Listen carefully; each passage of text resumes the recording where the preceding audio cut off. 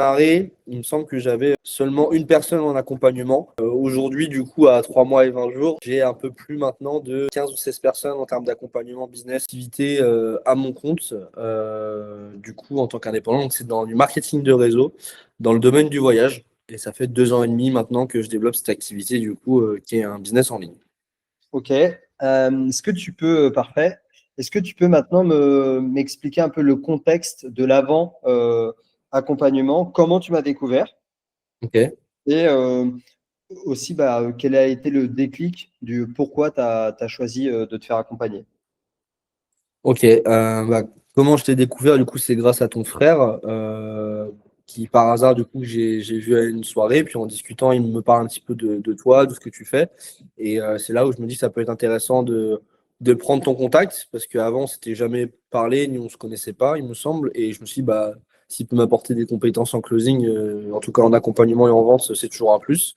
Donc c'est de là, du coup, je t'ai envoyé un message sur WhatsApp.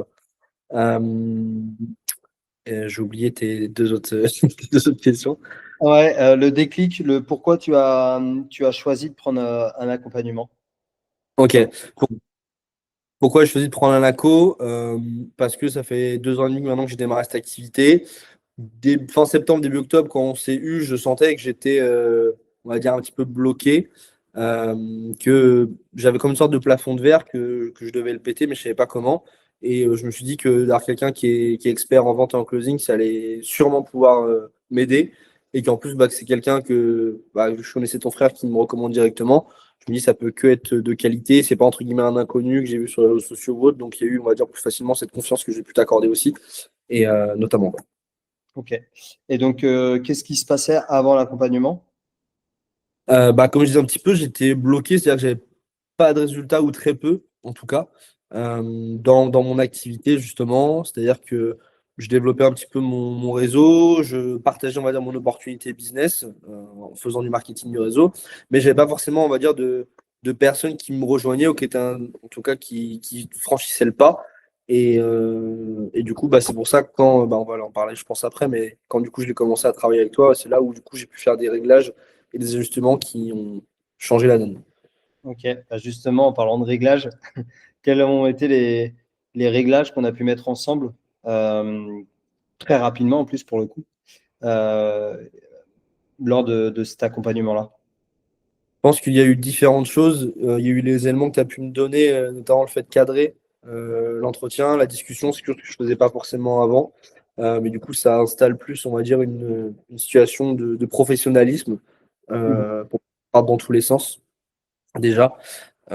Également, du coup, le fait de poser des bonnes questions. Je posais des questions aux personnes, je m'intéressais, mais je pense que les éléments que je recueillais n'étaient pas nécessaires à mon rendez-vous et à mon closing. Et du coup, voilà, d'avoir aussi plus voilà, d'outils sur quelles questions vont être pertinentes et que je peux poser, quel cadre je peux donner, quelle trame je peux avoir lors de mon rendez-vous, pour au final, voilà, vraiment changer mes résultats, quoi. Ok. Donc, c'est vraiment la pertinence, alors cadrage, et donc du coup aussi la pertinence des questions qui a fait que tu as eu des résultats. On va y C'est venir ça. juste Parce après. que, voilà, exactement. Parce qu'en soi, je sais traiter certaines objections, mais du coup, de poser les bonnes questions, ça permet d'avoir beaucoup moins d'objections à la fin du rendez-vous, par exemple. Ok. Ok, très bien. Donc vraiment, on a, pour résumer, du coup, bien bossé vraiment la partie appel, quoi, closing ensemble. Est-ce que tu peux maintenant me faire part de tes résultats euh, à horizon 1 mois et là maintenant au bout de 3 mois et 20 jours? Ok. Là, faut savoir que du coup, dans mon marketing de réseau, je peux très bien soit avoir des clients, donc des personnes qui vont juste bénéficier de mon service dans le domaine du voyage, ou également aussi des ambassadeurs, donc des personnes qui vont faire comme moi, c'est-à-dire qui sont aussi, qui ont une partie aussi business, notamment, et clients. Quand on a démarré, il me semble que j'avais seulement une personne en accompagnement en termes de business. Je crois que c'est 3 semaines après, donc ça arrive vraiment très rapidement. Après le démarrage de l'accompagnement, j'ai eu un client du coup, qui a décidé, grâce à la trame et ce qu'on a appris, de profiter de mes services pour voyager moins cher. Donc ça, c'était, on va dire, la première victoire. Et aujourd'hui, du coup, à 3 mois et 20 jours, j'ai un peu plus maintenant je dois avoir 15 ou 16 personnes en termes d'accompagnement business, ce que je n'avais jamais eu auparavant, du coup. Ok. Est-ce que si je t'avais dit qu'on aurait eu ces résultats-là à 3 mois et 20 jours pour être précis, parce qu'on est le mardi 20 janvier, qu'on a commencé première semaine d'octobre, est-ce que tu aurais signé le contrat? Ah, bah, bien sûr, forcément, quelle question.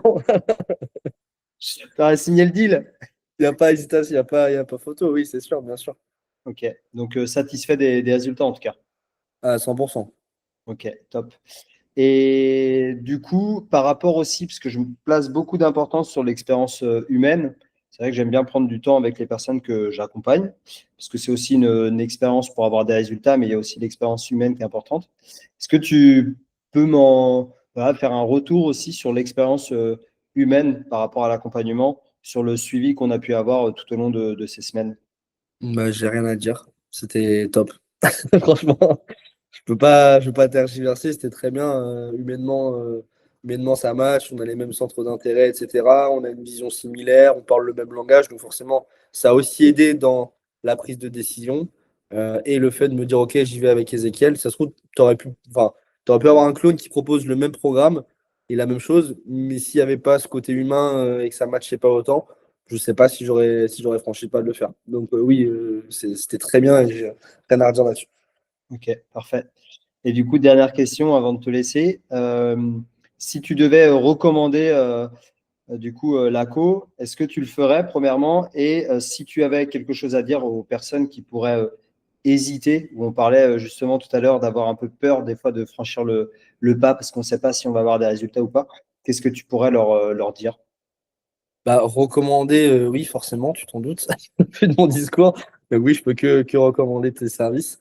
Maintenant, des personnes qui hésiteraient, forcément, oui, je pourrais que les motiver. J'ai encore une amie, voilà, qui, il n'y a pas longtemps, avec qui je discutais, qui hésitait. Et je lui ai dit, mais en fait, Ezekiel, tu peux y aller les yeux fermés. C'est sûr que je pense qu'on n'a pas encore eu les résultats, c'est compliqué de se projeter. Mais forcément, on ne lit pas dans l'avenir. Mais à partir du moment où vous voyez que humainement ça marche, qu'il y a des qualités, qu'il y a du professionnalisme et que ça marche pour d'autres, je vois pas pourquoi ça ne marcherait pas pour vous si vous hésitez en fait à le faire. Et au bout d'un moment, si vous avez une problématique, il faut la résoudre. Et ça passe par le fait de se former, d'investir en soi et de se donner les chances en fait de réussir. Et puis c'est sûr que si vous ne le faites pas, bah, vous ne savez pas à côté de quoi vous passez potentiellement. Mhm. Ok, très bien. Eh ben, écoute, merci pour ce retour, Louis.